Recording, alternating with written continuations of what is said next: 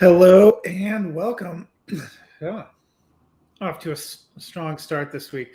Hello and welcome to another Happy Hour podcast. I'm your host, Matthew Fox, and I'm joined today by Jason, one of our writers, who is here with me to talk about the final week of the NFL regular season. Usually, this time of year, we're getting ready for a fun wild card weekend, but no, NFL 2021 keeps on rolling with one more week of regular season action. And then if you've been following Jason on our site all year, he has been writing our kind of flyers column, looking at some deep stashes. So, as befits that, instead of talking about start sits, because we're both praying that you do not have your fantasy fate resting on week 18 of the NFL season, we're going to talk about some deep dynasty stashes. But before we jump in, Jason, how are you doing? I'm doing all right. It's actually,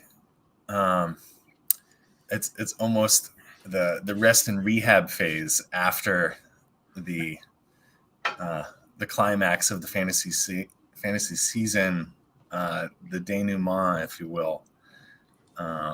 So it feels a little weird for the first week after 17 straight weeks of focusing on waivers, stashes, setting lineups. It's a nice rest, but I'm actually really excited because now you start getting into the dynasty off season, or I guess some say the second season. Draft prep. Definitely. Yeah, I got to take stock, figure out which players are making the cut. They were auditioning to stay on my 2022 roster down the stretch there, and some of them are going to be in there. Some of them we're intrigued by, and we're each going to give you 5 players that you may not be top of the box starters that you may want to hold on to this offseason based on their opportunity and what we saw in 2021. But before we get into all that, we are going to look at a couple of the highlight games for week 18. In the past, the NFL has always put everything of the final week of the season on Sunday. So that you have kind of all that drama. They are very specific about how they set games in what windows so that nobody's playoff fate is decided before their game is over, if that holds in the balance. And that's going to be true this year. But for the first time, they made a little bit of a change and they have a doubleheader on Saturday. I was interested to see what kind of marquee matchups they're going to pick for Saturday. It turns out they decided not to have any Saturday impact on the playoffs. So the early game is the woeful Denver Broncos, where we may see something from Drew Lock going against Kansas City. If Kansas City wins, they keep hope alive for a number 1 seed, but that won't be decided till Sunday. But the game that I like the best on that Saturday slate is the evening game, which even though both the Cowboys and the Eagles are in the playoffs, I think it could be a fun matchup. It's always a fun division rivalry game, and it'll be interesting to see Jalen Hurts playing against another playoff competitor going in. It'll be interesting to see how the Cowboys start making some adjustments to get ready for the playoffs. Michael Gallup gone and out. So that's probably the highlight of Saturday. On Sunday, the early window games, it's not a great early slate, but probably the highlight game: Pittsburgh Steelers 8-7-1 at the Baltimore Ravens 8-8. It's unlikely either of them makes it into the playoffs, but whoever loses there is definitely out. Whoever wins has to hope that the Jacksonville Jaguars are better than what we've seen all season, despite all evidence to the contrary, and that they can beat the Indianapolis Colts, which feels like the world's biggest long shot. Could be Ben Roethlisberger's last game. Seems to be set up as his last game as a Steeler. Could be his last game in general. I'll ask you real quickly here, Jason.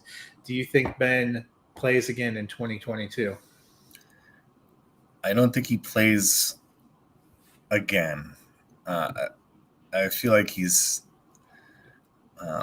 clearly his skills have started to significantly deteriorate, knowing the weapons he has offensively, but also being limited a bit by the offensive line and the struggles there. I would say if he's not playing for Pittsburgh, if Pittsburgh, signals some early moves in the offseason in preparation for a change, I think he's done. It feels like he must have some kind of understanding that he's not going back to Pittsburgh for sure, because I doubt they would have talked about it being his last home game at Heinz Field. And even though the rest of the team and the organization seemed to rally around that, I thought he looked like he had lost a bit at the end of last year. And I thought that was what handicapped them a little bit. He definitely looks like he's struggling more this year. And he came into a marquee draft class where the big three were Eli Manning, Phillip Rivers, and Roethlisberger. He's the only one still playing. Eli's been out for a couple of years now. Might be his third year out. Rivers, didn't look incredible last year and retired at the end of the season. So I don't think it'd be surprising. I personally think that he's done. I don't know what other team is out there thinking he's the answer to them going to the Super Bowl.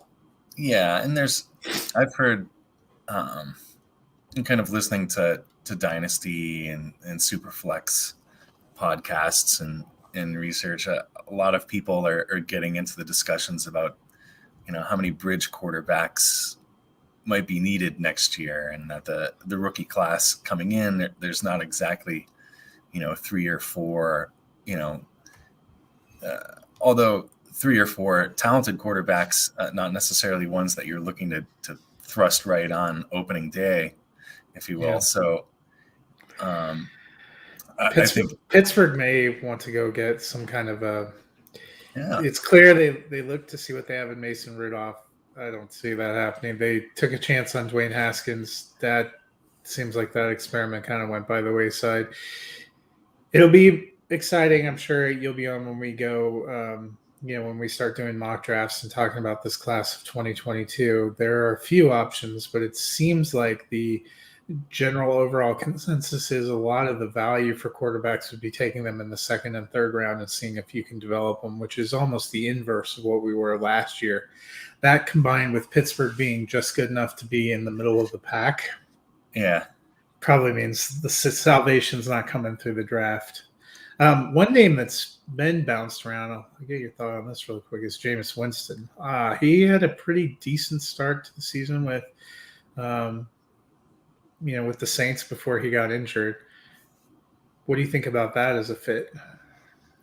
I think Jameis is probably one of the best of the candidates where you're not locked into wanting him to be your long-term starter, but if you need to make something happen in the interim before better options are available, I think he's probably the best option. It's really, do you want somebody who has a shot to ignite an offense, or are you looking for somebody that's going to reduce turnovers and sort of manage your team, like if you're going to take a Jimmy Garoppolo? We'll see coming up. One of my stashes, I think, is a worthy candidate as well, and I think yours is too, for that matter. And I think there's a lot to see in this offseason, which teams decide that they're not ready to take that shot at the moment, and they're looking to maybe do more development. And that's where we're going to see some of these Winstons if Garoppolo is officially gone from San Francisco. And he might almost be, I haven't heard a lot of connections to there, but thinking about what Pittsburgh has in terms of weapons and the kind of offense they can run, he would almost be a perfect choice too for Mike Tomlin, who the only thing I've ever given me pause about Jameis Winston is he was better about it this year, but I don't know if we saw enough of a sample to know for sure. He's not always been careful with the ball, and it struck me that Mike Tomlin prizes not turning over some of the flashy numbers. But no matter what, Pittsburgh has got to get a line, and there are going to be so many. I feel like for as many quarterback questions as there were going into last offseason, there's double this offseason. Yes, I think we got this false sense of security with all of these top 10, top 15 drafted NFL quarterbacks. I know I, for one, was taking shots with Fields and Lance, especially in redraft leagues where I would pair them with another a more traditional pocket passing quarterback with the hopes that they would, pick up mid-season and kind of take off. And, we saw Fields get into action early, but he really seemed limited by what they wanted to actually do with him offensively, which was regrettable because these type of talents, you kind of want to let that talent play out and kind of scheme around that, in my opinion, because that's the way they're most effective. You're not going to suddenly, outside of your quote unquote generational talents, which of course you couldn't scheme anything apparently for Trevor Lawrence this year and be effective. But a Fields, a Lance, it seemed like they fit right in with systems that wanted to be heavy run offenses and with the occasional play action. And so it seemed like they really, I mean, I think I said handcuffed earlier, but you didn't see some of that flash from Fields that we wanted to see. A lot of scrambling, a lot of rushing, and that's kind of what's made Jalen Hurts an outstanding fantasy quarterback. And if you're of the mind that he's not a good NFL quarterback, I think you might want to reevaluate a little bit on what a team needs in order to win in the National Football League, because I think he does a really good job. Yep. Well, it'll be interesting. We will definitely be diving into a lot of these situations as we move through the off season. But looking back to the schedule for this week, in the afternoon, the later window, there are a lot more compelling matchups, a lot of matchups that mean something. It's going on at the same time. The Saints are at the Falcons trying to get a win to get in. But the probably marquee matchup for me is San Francisco 49ers at the Los Angeles Rams. The 49ers have beaten the Rams 5 straight times, including a 31-10 beatdown earlier this season. But the Rams have plenty to play for. They need a win to lock up the NFC West, can get the number 2 seed with that. The 49ers, on the flip side, are not yet guaranteed a playoff spot, which is what makes this kind of fascinating. If the Saints win and the 49ers lose, 49ers could be out of the playoffs. We also don't know. Jimmy G's caught back into limited practice. He's trying to give it a go. That thumb injury seems pretty serious. Trey Lance looked decent yesterday, but it's probably different playing the Rams than it is playing the Houston Texans. So a lot of intrigue in this game, a lot of pressure. I am going to definitely be watching that. And then every year, NBC manages to try to get the final game of the regular season to be one that has playoff implications. You're a win and you're in scenario, and they've got that this year. AFC West rivals, the Los Angeles Chargers and the Las Vegas Raiders, both sitting at 9-7. The winner is in, the loser is out. It's that simple. Down in Las Vegas on Sunday night to close the NFL season. What more could you want? Raiders have been a real Cinderella story in some ways with what Derek Carr and Hunter Renfrow have done, keeping that team in this playoff race despite a myriad of off-season issues and tragedies and tumult. While the Chargers with Justin Herbert, he's looked good in his second year. Brandon Staley, first-year coach there, trying to get them some momentum and get them in the playoffs. Either of these teams could be a dangerous spoiler. It's hard for me because as a Broncos fan, I'm not exactly rooting for a division rival, but I am picking the Raiders this week. How about you? This actually matters for our picks. I've had a pretty decent season, but I have fallen behind. I'm 3 back of you this week. It's been a grind. It's been actually a great battle, something to kind of look forward to each week, have some fun. This is as much as every week I felt like I was trying to just get one win back. I think week 18 is the week when you can make up lots of ground in this type of contest. So we'll see what happens. I think I already entered my picks. I couldn't tell you which ones I have at the moment.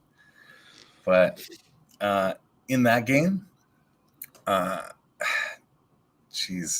much as I genuinely don't like the Raiders, despite being in Las Vegas.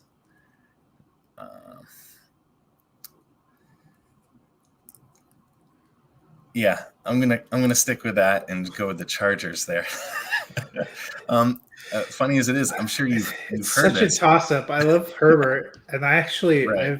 I have tremendous admiration for Carr, especially for what he's done this season. But if in my heart, I don't know if I really want either team to win. Yeah, and as it happens, and you've probably heard this, if Jacksonville figures out a way to beat the Colts, you get the stalemate in the night game They're both where in. both tie and both get in. I'm almost would be interested to see the possibility of that happening and get a World Cup-esque, pass the ball around to each other in your own end and then punt and then,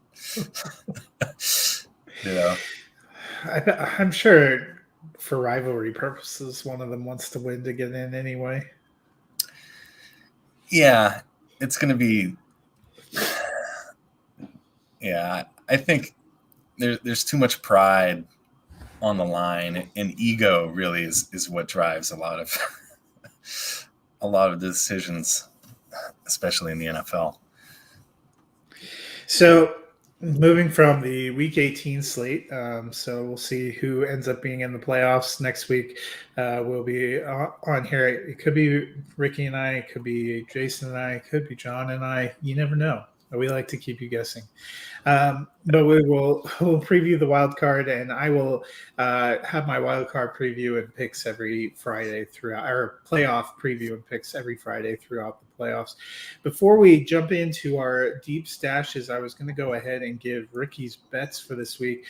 He is out again this week dealing with some family business, but he did give us bets that he likes, so I'll read these off, and then if you have thoughts, you can share those, Jason. But his first game he's all in on the Saturday slate. He has 4 different bets over those 2 games.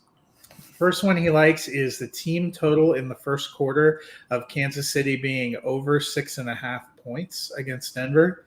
I have to tell you, that feels like a pretty good bet. And then he likes the team total in the first half for Kansas City being over 13.5 points. So he's expecting at least a touchdown in the first quarter and at least a couple of touchdowns in the first half. I think those feel like fairly safe bets. In the second game on Saturday's slate, Dallas at Philadelphia, he likes the over on total points of 40.5 for those 2 teams.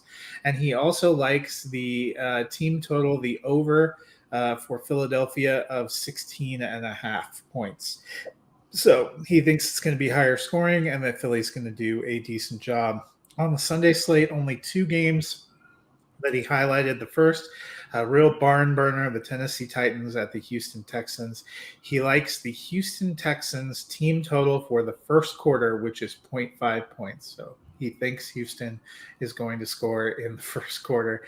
And then for the Arizona Cardinals and the Seattle Seahawks, he likes Seattle plus 9.5 points. If we get the Seattle that we saw last week, I think that it'll be hard for Arizona to win by 10 points. So those are some of the bets that Ricky likes. I think he focused on some of the least playoff relevant games, but some interesting ones where you could get some interesting performances. Yeah, I find it's always tricky that last week of the season if you have teams not in contention. The question for me is which teams have been out of contention the longest and had still been playing like they had something to show, had something to prove. A team like Houston, in my opinion, they've been out of contention since week 7, week 8. In reality, week 1.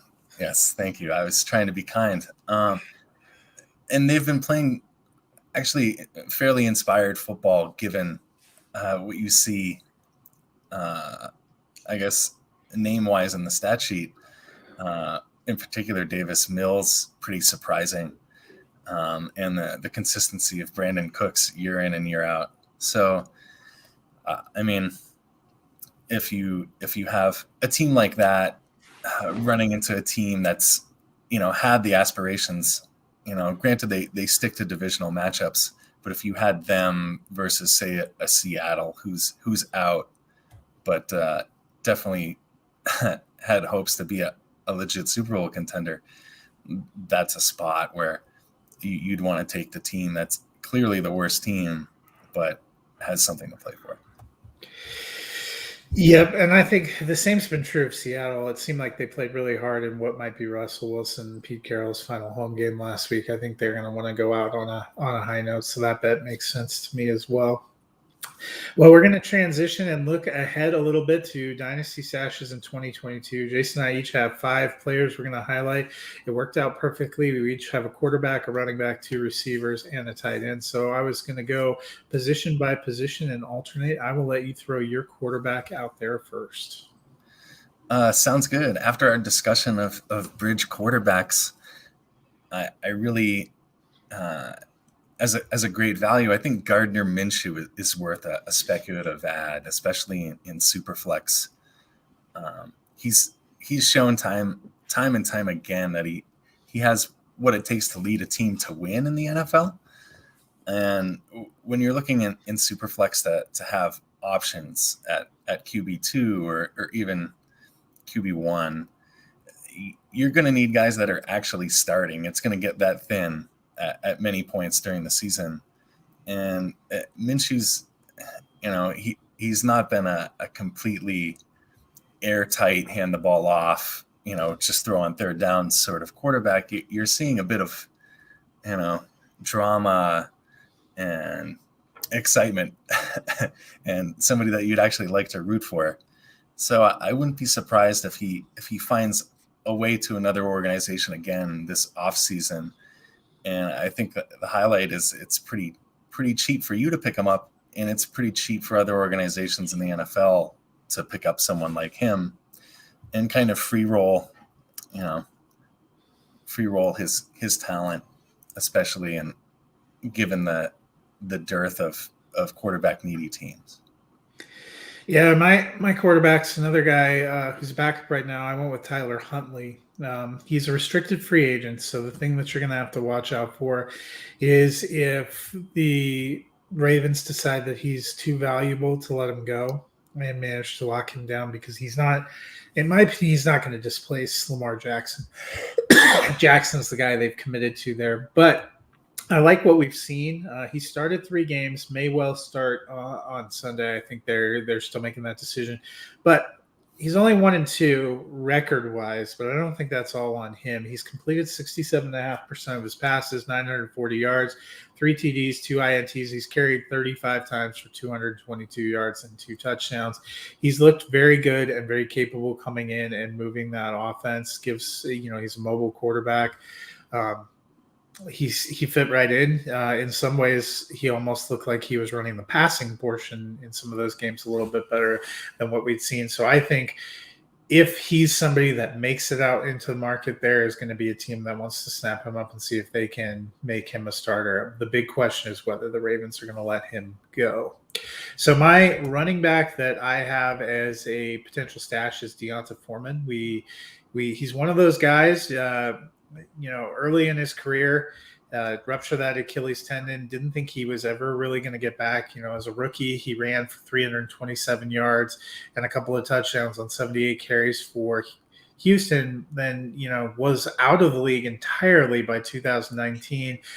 Had a real limited speculative role in 2020. 2021 with Derrick Henry's injury, they really needed him, and he came in, and I thought he stepped up and looked great. He's carried 112 times for 497 yards and 3 touchdowns, 4.4 yards per carry. He's caught 8 passes for 108 yards too. Seems like he can. That's not been a big part of the Houston or of the Tennessee offense, is throwing to the back, so you don't really get a sense there. But given the state of running backs, if he comes available and Tennessee isn't able to retain him to be a guy behind Derrick Henry, I think he's somebody that you could look at going and potentially having a chance to get more of a defined role and more of a consistent role with another team. Yeah, I mean, he came through for a lot of teams in the playoffs this year, fantasy wise. Was very strong, and I was somebody who was on Jeremy McNichols earlier in the season because he seemed like the pass catching option that maybe he gets an uptick in actual rushing attempts, and maybe that works out. But it's actually I'm excited you put Deonto Foreman. I was really considering him and was thinking, maybe with this, how well he finished the season, it's really going to be hard to stash him. But you definitely, I would certainly try to if you have that possibility. Who is your running back you were looking at? I have Khalil Herbert of the Chicago Bears. Again, somebody who similarly took an opportunity in the middle of the season and probably had very similar production lines. I think he had over 400 and change rushing yards and about 4 games worth of the David Montgomery workload, and also had around, I think, 14 or 15 receptions for 100 yards. So very similar production as Deonto Foreman in an offense that also likes to be a run-heavy scheme.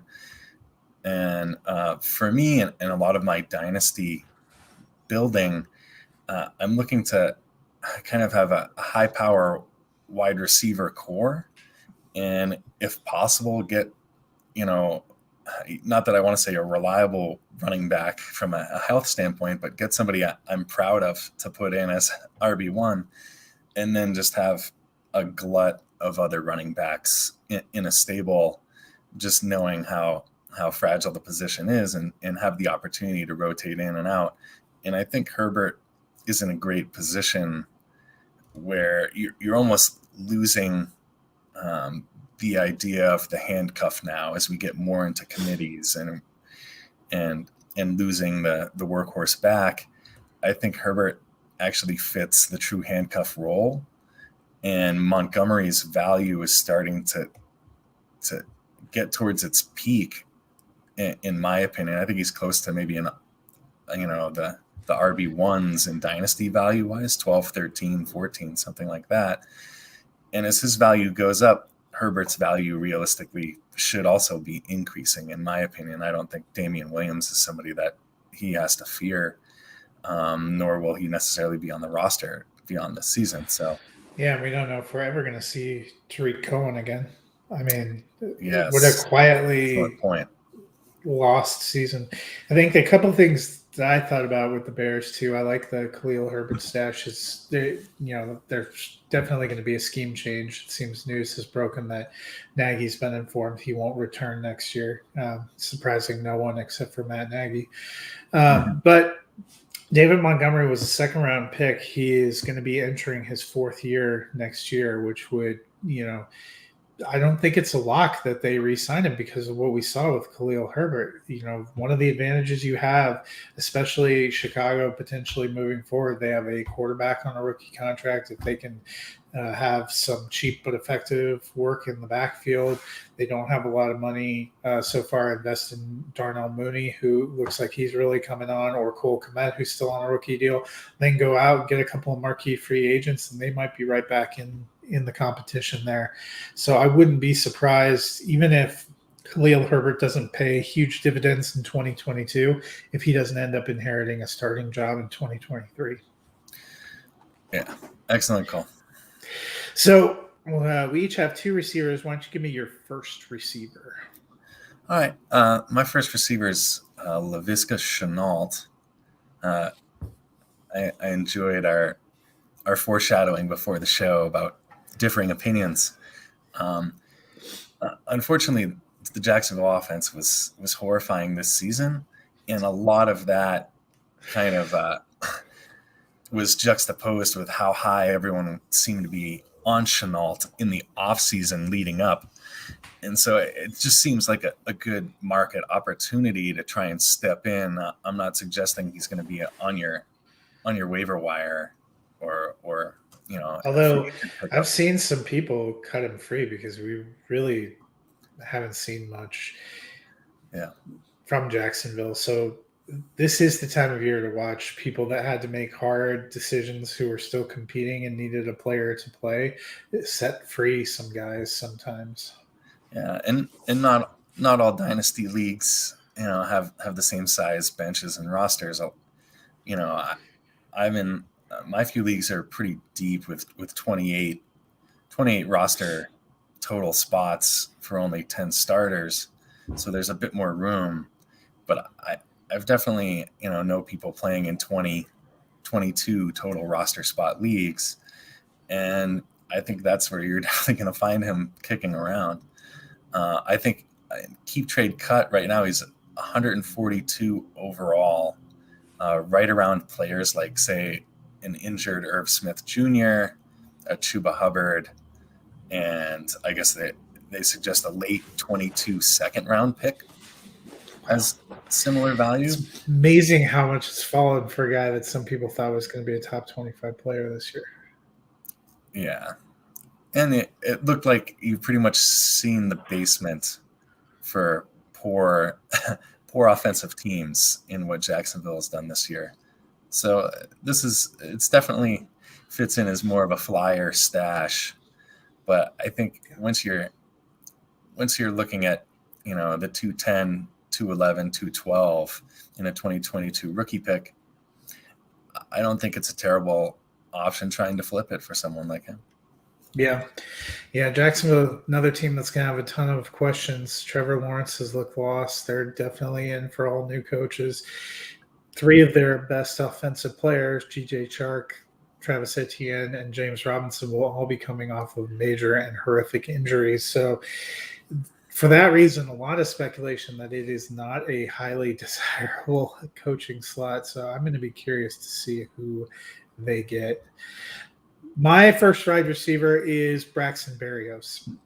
We have seen him kind of hang around and have a role each of the last 2 years. In 2020, he saw 55 targets, caught quietly 37 balls for 394 yards and 3 touchdowns. He thought going into 2021 that they were kind of loading up on receivers, but here he is again at the end of the season, just out there making plays. Had 2 touchdowns yesterday, seen 65 targets. He's caught 46 of them for 431 yards, couple touchdowns. He's carried 7 times for 40 yards and 2 touchdowns. I actually like what he's doing and what I've seen from him, and I think there's definite possibility that they move on from Jamison Crowder. It seems like they're ready to release Denzel Mims. He seems to have no role, and I could see Braxton Berrios kind of slotting in there as the third guy with Corey Davis and Elijah Moore and fitting pretty well in that offense. So he's somebody that you may have picked up for the stretch drive that you might have been tempted to set free again. I would not. I would hang on to him. My other wide receiver stash, and this my last 2 are kind of more speculative based on where the situation is going, is Cyril Grayson. He's with Tampa Bay, did not play in college, was a track star, but we've seen Tom Brady be able to utilize that speed. There are still a lot of questions whether we're going to see 44-year-old Tom Brady next year. I'm leaning toward he comes back, but that's far from a guarantee. What's also far from a guarantee is that anyone else is there. We've already seen Antonio Brown gone. I liked Tyler Johnson for this potential last year, but it seems like Grayson has developed into the more reliable option coming up. We've seen him come in and fill in, especially since Brown and Chris Godwin have been out. Godwin was on the franchise tag this year. There's no guarantee that they get him back and manage to work out a long-term deal. So we know Mike Evans is there. There are some questions, but I like the potential of Grayson having a role moving forward. I've liked what we've seen and him being kind of a deep threat. I think that's an excellent observation, given that it's really a great situational play. I'd like to think that they work out maybe a pillow deal with Godwin, given the injury, maybe like some kind of depending on his recovery, a 1 or 2 year where he has an opt out after 1 year, something like that. But so who is your other wide receiver? My final wide receiver is rookie Nico Collins from the Texans. As much as we are really excited about the Jacksonville offense. We are similarly excited about the Houston Texans offense. Houston's actually got an offense, at least. Yes, they've actually managed to move the ball and score points, which is pretty exciting. But Collins, a third rounder out of Michigan. Michigan, notably not the best at profiling their wide receivers with a passing game.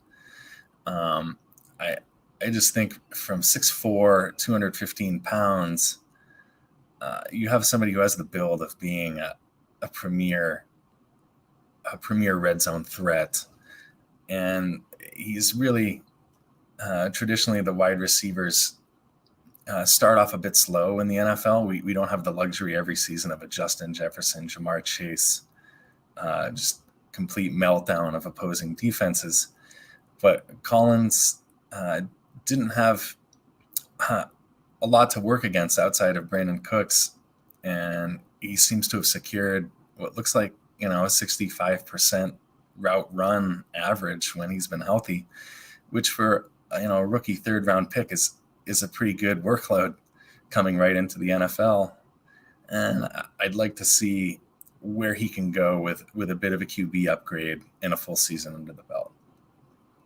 So, this is, I'm regularly on Fantasy Football Roundtable, and so Dennis and Matt and I on that show have discussed a few times. I actually, if I'm the Texans, give Davis Mills a shot next year. How do you feel about Davis Mills?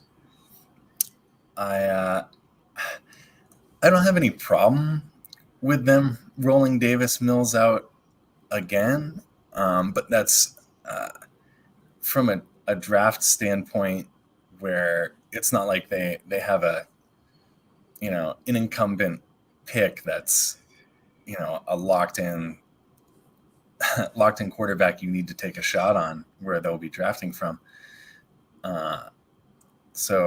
And I certainly don't see them looking to spend money on a quarterback, given the cost of quarterbacks.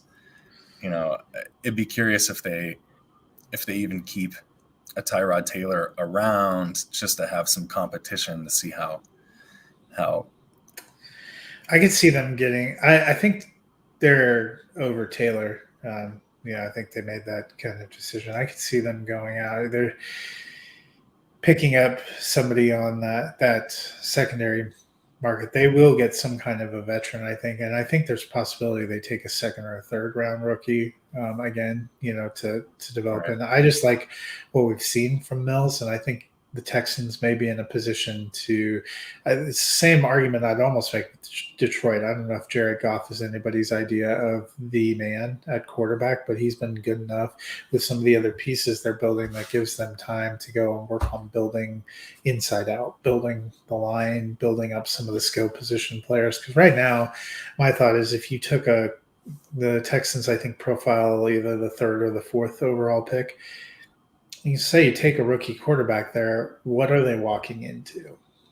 You might be better served building it up a little bit. Yeah, and you're still going to have that early second, and there's going to be some options there. Would you think it's a coin flip proposition that somebody currently in the Denver quarterback group somehow finds their way to Houston?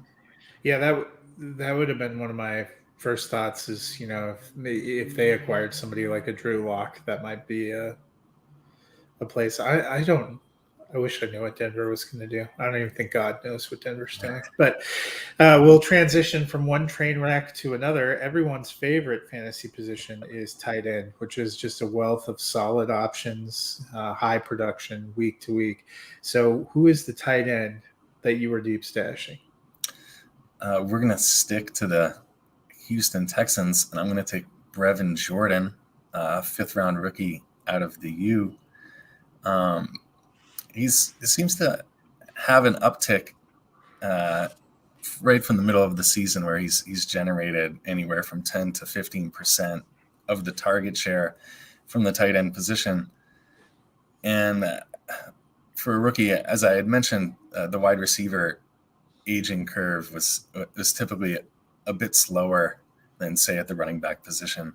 The tight end, even more so. We don't have that luxury. This year we saw Kyle Pitts, and as dominant as he was at just getting so much volume on a team that was not wildly successful offensively, it was interesting to see, and especially a later drafted tight end come in and take meaningful work in the offense. And at the tight end position, I think the draft capital matters a bit less when we're looking at players like, say, a Robert Tonyan emerging out of nowhere, or a Logan Thomas or a Darren Waller. You have opportunities for players to exist beyond the perception of their draft stock. Which leads me to my tight end. This is definitely a speculative one. I'm going with Hunter Long.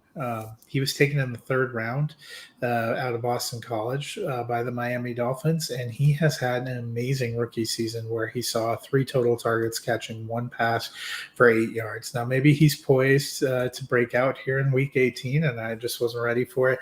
But you may be thinking to yourself, I believe Mike Gesicki exists, and he is definitely one of those tight ends that you lock around the top 12, and that is the case for now. Gesicki is becoming a free agent at the end of the year, and it seems like all signs point to the Dolphins having little intention of retaining him, which is a lot of the reason why they've collected a few other tight ends the last few years. They notably traded for Adam Shaheen in 2020, and then they went, and you don't spend a 3rd round pick on a tight end that you never intend to play. So while he hasn't been a big part of what they've done this year, I felt like that was a move looking ahead, and I still think it is. And that might be an opportunity. He wasn't a guy that always went in rookie drafts because there wasn't a clear path to touches. So he's probably hanging out there. He would also have been the kind of late round rookie pick that would have been one of the first guys dropped when you had injuries and COVID and everything else. So you can probably find him out there. It's a completely speculative ad at this point in time, but sometimes you're just looking to stash the right person that you luck into a big opportunity. And I think there's a very good possibility Gesicki is gone after Sunday, goes somewhere else, and then we start seeing the Hunter Long show. So that's why he is my speculative ad at tight end. I think that's a excellent rationale for finding that last roster spot. I mean, for the most part, you want to have the upside there. It's costing you nothing to fill that last roster spot, essentially. So you might as well shoot the moon. Yep. All right. Well, before we head out, this is the end of our football content. But as we do, we're going to go to Movie Corner. And as we just wrapped up 2021, it's a good time to look back at the movies we enjoyed from that year. I know that you guys may have seen Ricky published his list of his favorite movies of the year. You can find that over on the site. He's been going over his favorite performances, some of his favorites by genre. I will have my binge watch column that will have my top 25 and bottom 5 films of the year that I saw for 2021. It's going to release on Thursday. But I thought maybe quickly here we could each share 2 or 3 of the movies that we liked the most in 2021. Jason, so I will turn it over to you first. Well, I'm not nearly the film buff in recent years after having several children under the age of 3. So my opportunities are somewhat limited, but I have recently been able to watch some releases from 2021. Probably my most anticipated was Matrix Resurrections. And I enjoyed the film. I can see where a lot of people were irked a bit by sort of how they, I don't want to get into spoilers, but the way they, I guess. It was very meta. Yeah, almost that. In a way, you would have considered it maybe a gimmicky uh, gimmicky method for starting it, but I really sort of enjoyed how they did that, and knowing some of the backstory of the Wachowskis and what they've gone through personally and culturally, and the fact that really, I believe it was it Lana was the only one that did this film, and there's definitely a scene in the movie where it felt like they were just having portraying the discussion between her and Lily about making this film, but they were using characters in the movie, and so that was fairly entertaining as an individual scene. But I also enjoy how they, I guess a lot of people would say it became a bit more woke, where they started to grab more onto Trinity as an important and relevant character and not just a romantic interest. So Yeah, I saw that one. I enjoyed it. I actually think it's the best of the sequels. It didn't surpass the original Matrix for me, but I was not one who loved Reloaded or Revolutions, so Resurrections was a little bit better. I enjoyed the humor. I thought the addition of Neil Patrick Harris and Jonathan Groff were yes, top they shelf. were. They seemed adept at the roles that they were cast for. So definitely excellent call. And the other film I recently saw was Shang-Chi and the Legend of the Ten Rings. Another film that was fantastic to see, basically a completely, I would say, Chinese or Asian cast.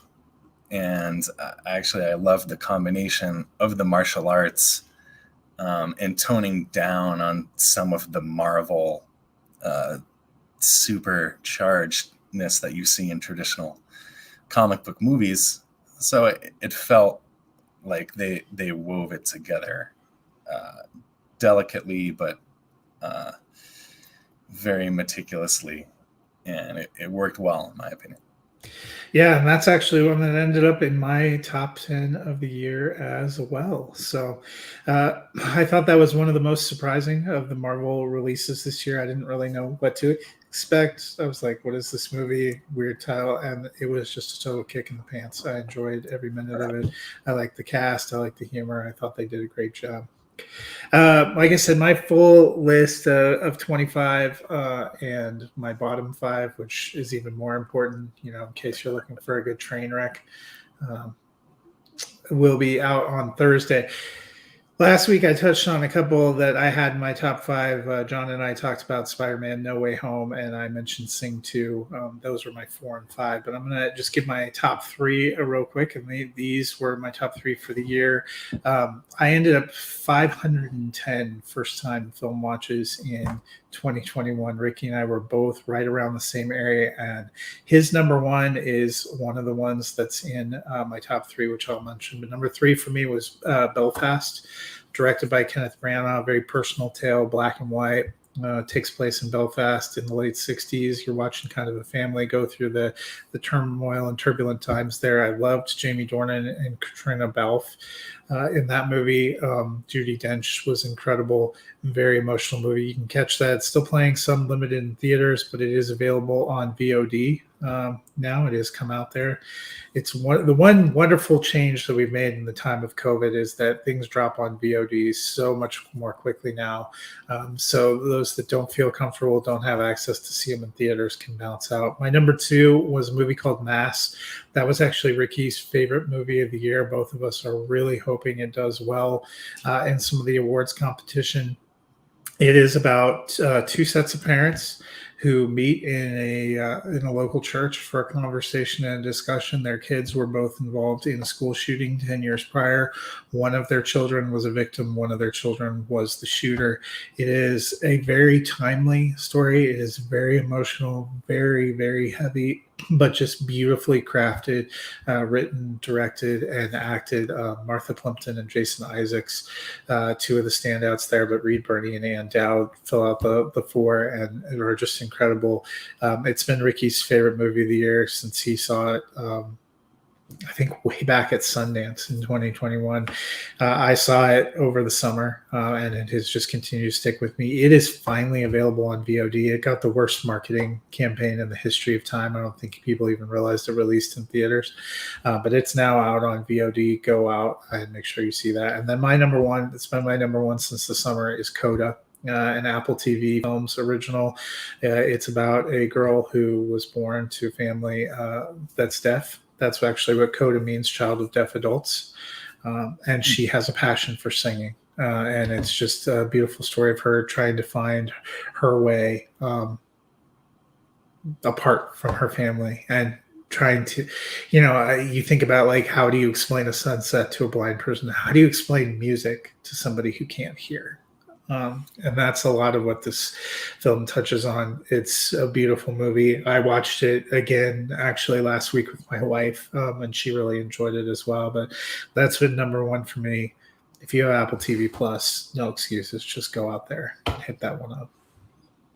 Gotcha. I'll have to refer that to my my wife who teaches basically I guess it would be used to be film productions course in high school, but they combined it also with film studies. So this is the first year she's started to have to put together an ensemble of films, and she's actively chosen to investigate as much of a diverse nature of films, from cinematography, from director, from actors. And so we've really had a fun time going through and trying to find some excellent films, and maybe I could run a couple by you that she's going to aims to show in the next semester. It will be The Farewell. I don't know if you're familiar with that. That was a great one from a couple of years ago. And then I guess this is and again, I'm speaking to a film critic who's I'm assuming has seen these movies, and these are movies I had never heard of. Sella in the Spades, which I believe that's an Amazon one. Gotcha. So I haven't seen them, but I've heard some pretty wonderful things. I don't know if you had any specific opinions on those at all. I loved The Farewell when it came out. That was a great one for Awkwafina. Right, and that was the transition from Shang-Chi, was figuring out who Awkwafina was, she's very entertaining. Yeah, very different dramatic role for her, but she was great in that. That is a movie that was criminally underrated when it came out, so it'd be a good one to check out. But so those are some movie corner recommendations from 2021. 2022 getting off to a slow start, but if Ricky is back next week, we will definitely be talking about Scream. I know both of us are excited to see that as it drops. Ricky saw the 355, which is a new action movie starring Jessica Chastain that opens today. He has a review up on the site already, so you can go and check that out. Otherwise, enjoy week 18. Hopefully you don't have any fantasy fates riding on it other than you're wading into DFS and making a few bets. But best of luck to everyone, and we can't wait to see who our final 14 in the playoffs are. Until then, we'll see you next week. Take care.